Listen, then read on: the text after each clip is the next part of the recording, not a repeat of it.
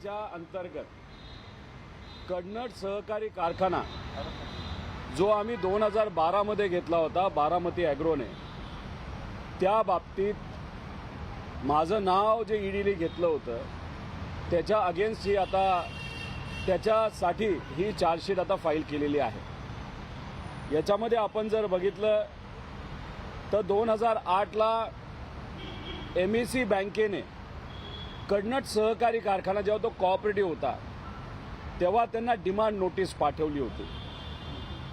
त्यानंतर 2009ला परत एकदा त्यांनी त्या ठिकाणी काही गोष्टी कन्नड सहकारी बँकेकडनं मागितल्या होत्या ज्या त्यांच्याकडनं मिळाल्या नाही आणि कन्नड सहकारी कारखान्याला जे काही लोन MSC बँकेचं प्रलंबित होतं ते रिपे करता येत नव्हतं, परतफेड करता येत नव्हती. म्हणून MSC बँकेने पहिल्यांदा 2009ला टेंडर नोटीस काढली होती 32.2 कोटी रुपयाची. म्हणजे 32 कोटी रुपयाचं टेंडर 2009ला पहिल्यांदा आलं.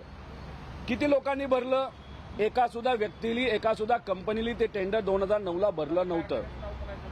कन्नड सहकारी साखर कारखाना 2011ला नाबार्डली एक ॲन्युअल इन्स्पेक्शन रिपोर्ट काढला होता 2009 ते 10चा, ज्याच्यामध्ये MSC बँकमध्ये काही आर्थिक गोंधळ झालाय, नाही तर आर्थिक काही गोष्टीचा तफावत झाल्यात असं 2011ला नाबार्डली हा रिपोर्ट काढला होता.